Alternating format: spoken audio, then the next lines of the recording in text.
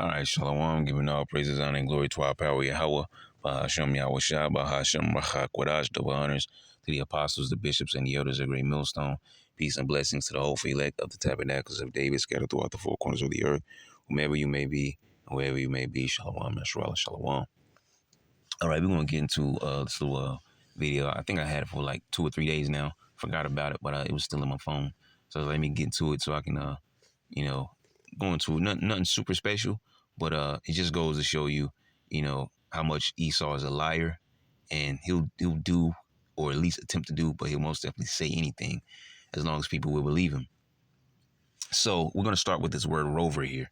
So it says sea robber or pirate. It says in 1300, circa 1300, around 1300, as a surname from Middle Dutch rover, meaning robber, predator, plunderer, especially in blah, blah, blah, pirate, literally sea robber, from roving to rob, spoil, plunder. Okay. In this video, we're going into, if they could do it, they can go to other planets.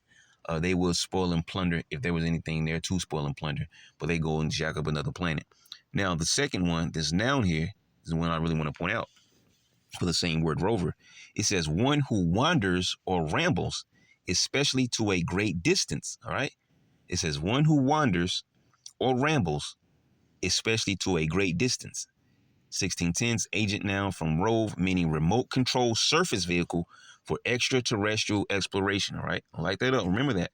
Remote control surface vehicle for extraterrestrial exploration. All right, it's from 1970. Okay, now we can get rid of the 80. Hold up, it came back up. Get rid of the 80 because we don't need that anymore. Probably should have kept it, but it's okay. And we're going to pull this up and going to play this for you real quick. And then we'll hit a few scriptures and we'll close it on out. Well, NASA officially touching the sun this morning with its Park Solar Probe flying a little under 4 million miles of the sun's surface. What could this tell us? Let's bring in Leroy Chiao, former NASA astronaut and International Space Station commander. Leroy, thank you so much for joining us today. Merry Christmas to you.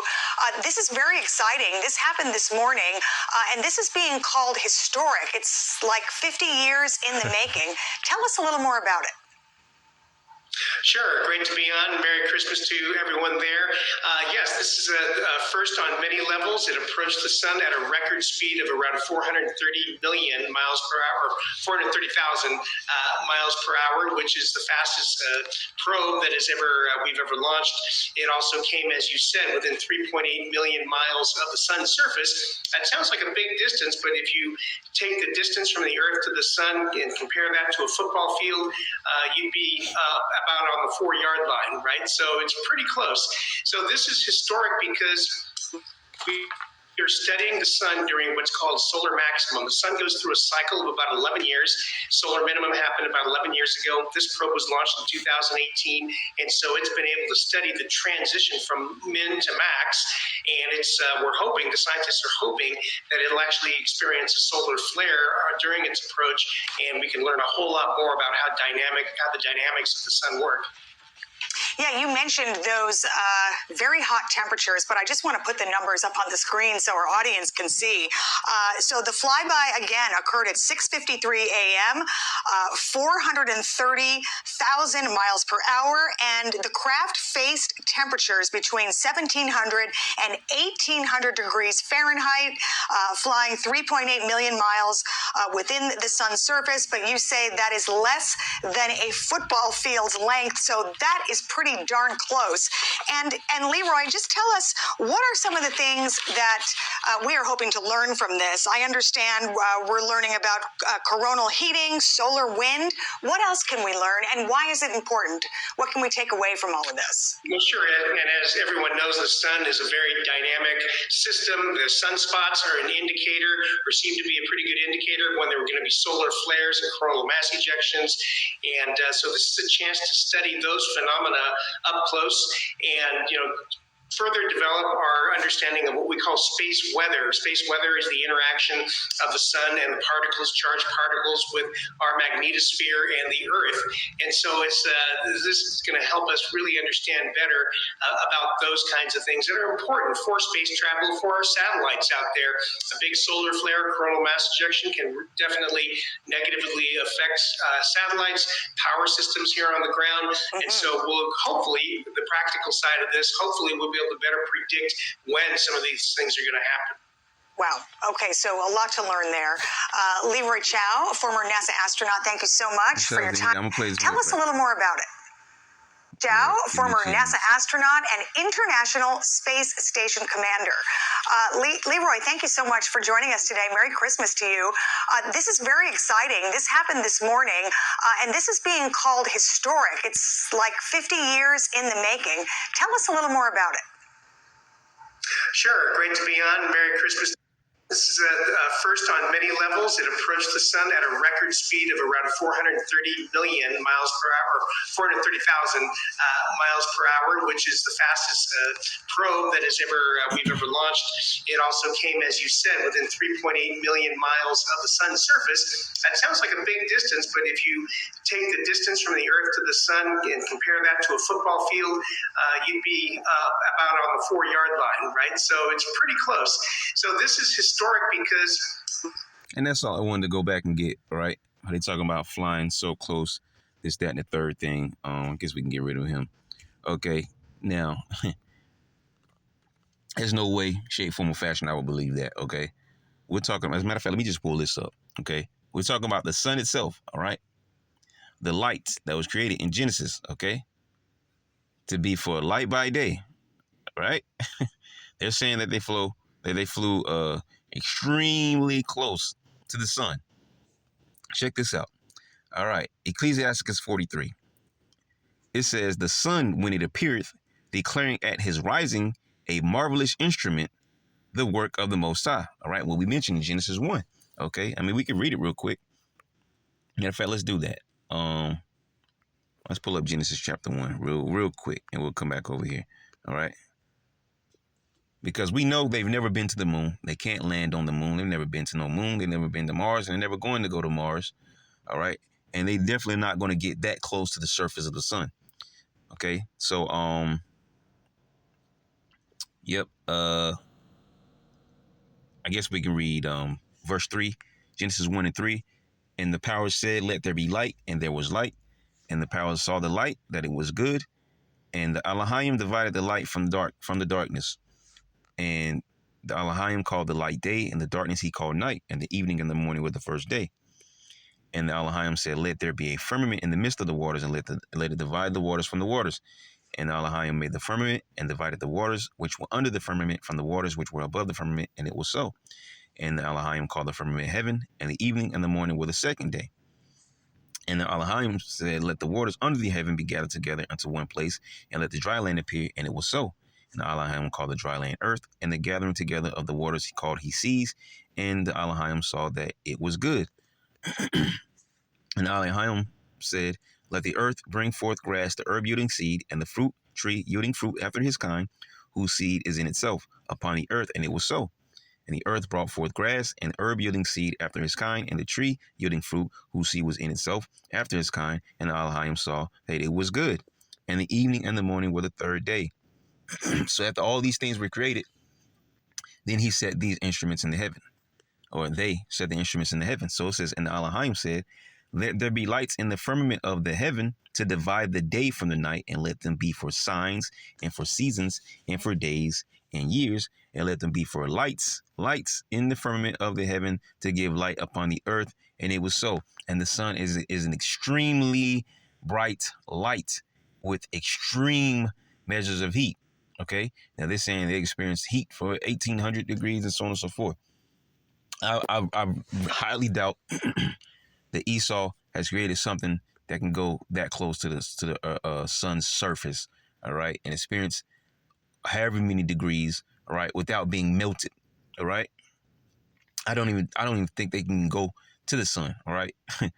But anyways, we're just gonna stay on point. It says, and Elohim made two great lights, the greater light to rule the day and the lesser light to rule the night. He made the stars also. Okay. And so, and when we go back to Ecclesiasticus, as we were speaking on the sun itself, we might be able to back up. Yeah. It says the sun, when it appeareth, declaring at his rising a marvelous instrument, the work of the Most High. At noon, it parcheth the country. Okay. Let me see if we can pull up parch. Okay. To bring this into better perspective, right? It says at noon, it parcheth the country. Parch, meaning what? You're thirsty, pretty much. Dried out with heat. There it is, extremely thirsty. Lightly roasted. Okay. So we're talking about an instrument, a heavenly body placed in a second heaven, okay, to give a light to the earth. That very same light we're talking about, the sun, all right, to say it in the least, will scorch the earth itself, okay, from wherever it's placed up there. It will scorch the earth itself from that distance. But you're trying to tell me that they flew close to it. I don't think so. The sun, when it appeared, declaring at his rising a marvelous instrument, the work of the Most High, at noon, which is the highest point of the day, all right, between 12 o'clock and 3 o'clock, right? It'd usually be the hottest point of the day, especially if you talk about summertime. At noon, it parcheth the country, and who can abide the burning heat thereof? You see? And if it gets hot enough, what happens? Like those people, man, what was it called? That journey they were taking, those people were dying from heat. Okay. Now, of course, the people aren't made of metal, but you mean to tell me that the metal is not going to melt? It's not going to have any kind of dysfunctions. I mean, it has wiring inside of it, so the wiring didn't overheat. All right. I mean, like, there's a lot of things you got to factor in what they're saying, man. So it says, it says, at noon it parcheth the country, and who can abide the burning heat thereof? It says, a man blowing a furnace is in works of heat, but the sun burneth the mountains 3 times more. So you mean your little probe, a man-made satellite, all right? A probe was able to withstand heat that the earth itself can't even withstand, all right? So it says, it burneth the mountains 3 times more, breathing out fiery vapors and sending forth bright beams, it dimmeth the eyes. Great is the Lord that made it, and at his commandment runneth hastily. He made the moon. Well, it goes into the moon because we don't have to talk about the moon. All right. But yeah, that's pretty much straightforward. The point there, man. Esau will tell you that he's done any and everything. Okay. And he's done this, he's done that. I was going to pull out something from Job, but I'm going to just wrap it up. Just keep it short because I actually want to pull out Jeremiah instead. Okay. Because this is something that we often mention dealing with Esau. All right. Jeremiah 31. Okay, and 35, it says, thus said the Lord Yahweh, which giveth the sun for a light by day, and the ordinances of the moon and of the stars for a light by night, which divided the sea and the waves thereof roar. Yahweh of hosts is his name. So everything we just read pairs together, all right? From Ecclesiasticus 43, which we didn't read about the moon, but that was right after the sun, and Genesis chapter 1. It says, if those ordinances depart from before me, said Yahweh, then the seed of Israel also shall cease from being a nation before me forever. Okay. It says, thus said Yahweh, if heaven above can be measured, all right, which is immeasurable, whether it be the first heaven or the second heaven. All right. You can't measure it. All right. It's open airspace. All right. And as we talked about the last time, we were talking about, because I'll be often into space, right? Where they talk about the scientists have come to the conclusion that the space is always expanding and so on and so forth. Yeah, of course it is, man. We're talking about the Heavenly Father here. If heaven above can be measured and the foundations of the earth searched out beneath, I will also cast off all the seed of Israel for all that they have done, said Yahweh. Behold, the days come, said Yahweh, that the city shall be built to Yahweh from the tower of Hananel unto the gate. Well, actually, you don't have to even finish reading that. All right. I want to make the point on that. OK. And so all these things, OK, that Esau is doing, they go back to his agendas, man, trying to blight out the sun. OK. They even put it in movies. I mean, like, I don't know, Spider-Man movie had a Doc Ock and, different movies always talking about harnessing the power of the sun. All right, those are real things that they're trying to do. Like when you're dealing with CERN, the Large Hadron Particle Collider. All right, trying to find the God particle, all these things. These are real things that Esau's trying to do behind closed doors. All right, they accomplish a diligent search. They're out wiser than Daniel. They're really trying to blot out the sun, like they showed you in the Matrix movie. That's what happened when they were fighting against the machines and the humans. In order to try to stop the machines, they scorched the sky, like it said, to block out the sun. But it turned out it wasn't in their favor because the machines never stopped. All right, so now they're living in the same conditions, slightly worse, but without the sun. You see? But anyways, Esau's he's really trying to do these things: depopulation, deforestation, blocking out the sun, talking about climate change all the time. That's false. Cow farts and carbon footprints and all these different things, man. These are all BS agendas which have no substantiality. Okay, that's a word. Okay, you can't substantiate them. They're just false. They're real agendas, but they have a false backing, a false standing. All right, on why they're doing these things. Okay, but that's because it's the devil at work. Okay. And so all these things he's trying to do, and he'll tell you anything, all right? But the earth cannot be searched out all the way. He hasn't done it, though he'll tell you. We just read, the heaven above can be searched out, right? All right, the first nor the second heaven can be searched out. They can't even go out there to the second heaven. They can only go but so far in the second heaven. But that means they can't search the second heaven out. And as far as the first heaven out, you can't measure the sky itself. It's impossible. It's all around us. So we know they can't do that, all right? It's just that the way he explains things to you in the science class, he'll make you think that he can actually measure these things, and he can't. He can't search out the first or the second heaven. He can't search out all the earth. He can't search out the ocean. He hasn't searched out all the ocean. And furthermore, in his trying to do that, he's found that there's bodies of water underwater. How do you do that? How is there a big buoyancy, body of water underneath water? You go into the ocean, and then there's water under the ocean, right? He can't explain it, you see? So this is all more the so-called white man's lies, telling you what he's done, and these are things that he cannot accomplish because the scriptures tell us that he can't accomplish these things, man, okay? And so whatever reason they're trying to even do this, there's got to be an agenda behind it, man, all right? And as a matter of fact, let me end on that one. I'll probably have to punch it up, go back to Ecclesiasticus, okay? Is it 12 or 10? Can't remember. Matter of fact, I should have just punched it up. Oh, here it is. Yep. Ecclesiasticus chapter 12. It says, never trust thine enemy, for like as iron rusteth, so is his wickedness. And this is what we always have to keep the eye out about Esau, man. When he's doing things, he's not just doing things at random. Oh, I just want to do this today. I want to figure this out for the sake of figuring it out. No, the man has agendas behind everything that he does, man. Okay, and it's all steeped in wickedness.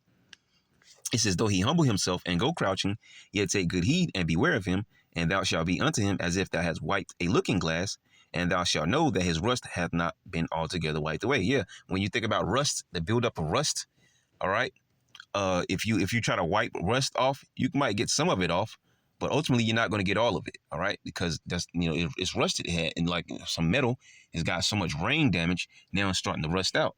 Okay, so the rust never goes away. In fact, it starts expanding after a while, especially if it constantly, is in contact with water or rain or whatever, okay, for periods of time over and over and over and over. You might can chip a little of that rust off, but you're not going to get all of it. That's how his wickedness is, okay? You're never going to get rid of his wickedness because he's created to be the vessel to dishonor, man. He's the devil, the wicked, and death, all right, as the Bible calls him. So it says, and thou shalt know that his rust hath not been altogether wiped away. Set him not by thee, lest when he hath overthrown thee, he stand up in thy place. And that's what he wants to do. He wants to sit in the temple of the Most High, because since he can't get the birthright back, he wants to enter into your temple and just make you under his power, okay? He wants to set up himself, all right, above you Israelites instead of the Lord. It says he stand up in thy place, all right? He's trying to artificially make himself the firstborn all over again through his digital system. That's what he wants to do, but he can't. Neither let him sit at thy right hand, lest he seek to take thy seat, you see? And thou at the last remember my words and be pricked therewith. All right, because you're supposed to remember what was just said above. Never trust thy enemy, For as like iron rusted, so is his wickedness, and you cannot wipe it all together away. But if you do trust in that, well, the Lord hits you on the opposite side. Who will pity a charmer that is bitten with a serpent? All right, you wanted to be a snake charmer. You wanted to say, I can save the white man or whatever. I trust the white man. Everybody, God loves everybody. All right, keep trusting him. You're going to find out when Jacob's trouble comes crashing down on you how much he really loves you, man. He doesn't care about you. All right, he's going to be for his own people, and even then, he's going to be against some of his own people. You know why? Because it's going to be survival mode. You see? So if he's going to come against his own people, what more someone who's an opposite, who's a different race than him, nationality, however you want to put it. See? Who will pity a charmer that is bitten with a serpent, or any such as come nigh wild beast? So one that goeth to a sinner and is defiled with him in his sins, who will pity? Okay? So there's going to be no sympathy upon those that trust this devil and everything that he says and every little agenda he pulls out. No one trusts him. All right. And the Lord is revealing him. And if you're fool enough to trust him, that means it was your lot to fall to this man. All right. And to make this man your God and not the Heavenly Father who truly is your God. All right. But I just, I thought it was something, not too heavy, not too deep there. Just a short little, I didn't put it in my news clips. I thought it was very interesting that I want to talk about it on the side because, like I said, y'all know I be in the space all the time, and all those different things there. So that was it on that. No need to force it. Lord willing, you will edify. To next time, y'all going to say shalom. Hey, never trust the devil.